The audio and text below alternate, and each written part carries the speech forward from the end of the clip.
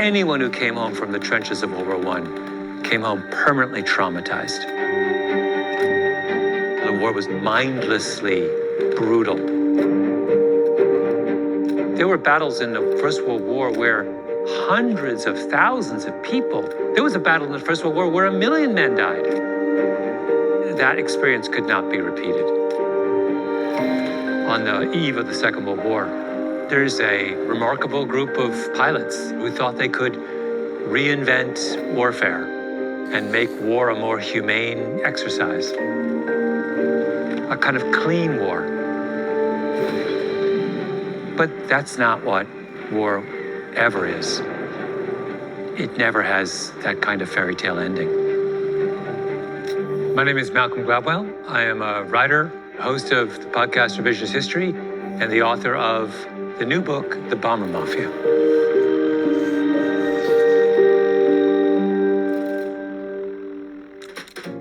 The story of the Bomber Mafia begins with a group of renegade pilots in central Alabama in the 1930s. They have become convinced that new technology, this new class of bombers, can make it possible to conduct a war where only a handful of people were killed. This is something that no one else in the military thought was even a remotely good idea. The term the Bomber Mafia was not intended to be a compliment. They would always joke that if the people back in Washington knew what they were doing, they would all be fired. The radical notion at the heart of the Bomber Mafia's dream was that if they were able to drop bombs with precision, no other part of the modern military machine would be necessary. You wouldn't need a Navy, you wouldn't need Marines, you wouldn't need infantry, you wouldn't need tanks, you wouldn't need jeeps, you wouldn't need anything except a select group of bombers from 20,000 feet. Their approach was based on the idea that there were a handful of targets that the enemy had, which if you destroyed them, the war would be over. They famously did an exercise where they said, what would it take to cripple New York City? And their answer was 14 bombs.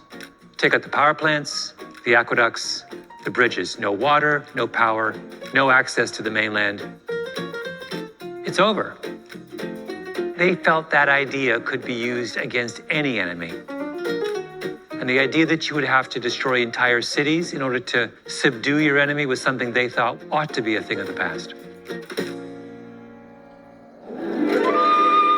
Haywood Hansel was the leader of the Bomber Mafia, and he was a Southern romantic. He was the latest in a long line of Southern military men. He would sing show tunes to his men as he returned home from bombing missions over Europe. Haywood Hansel is one of the rising stars in the Air Corps during the Second World War. Hansel managed to convince the military leadership that they should follow his dream. And so he goes to Europe and they try to conduct a bombing campaign of Germany along Bomber Mafia lines. Let's be as strategic and surgical and sparing as possible in our use of air power. And it doesn't work. Then he convinces him to try that same strategy as the air war shifts to Japan in 1944. And it doesn't work. He tries and tries and tries, and he ultimately fails. And he's told in no uncertain terms it's over. He's fired.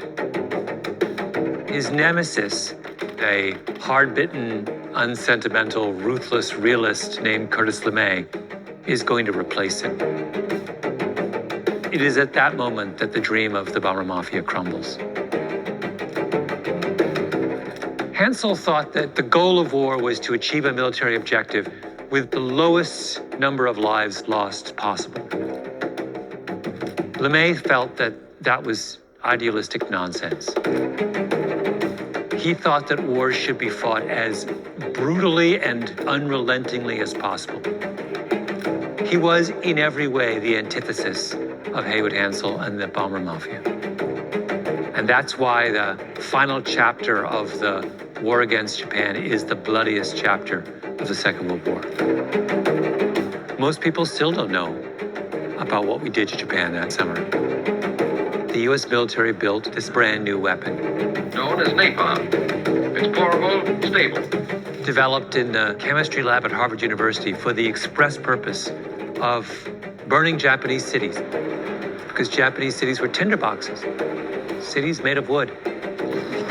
He took this weapon fresh from the laboratory and he used it in a way that no other military leader had ever used it. He dropped it by the ton. He drops napalm on every single Japanese city he could find. He's burning people to death by the tens of thousands that summer. There's almost nothing any human being has gone through that is as horrifying as what we inflicted on the people of Japan. Napalm is a gasoline-based jelly that upon impact ignites and little globs of the jelly splatter in 1,000 directions. It is jelly-like in substance, clings to and burns in or on the target, sometimes for as long as 6 minutes. The planes that returned from the first firebombing of Tokyo had to be fumigated because the stench of burning human flesh was so overwhelming. We set a torch to every single major city in Japan that summer, with the exception of 2 cities, Nagasaki and Hiroshima, which we decided to drop an atomic bomb on. It's a scale of destruction almost unmatched in human history. Robert McNamara, who would later, of course, be the architect of the Vietnam War, he says, had we lost the war, we would have been tried as war criminals. And he's probably right.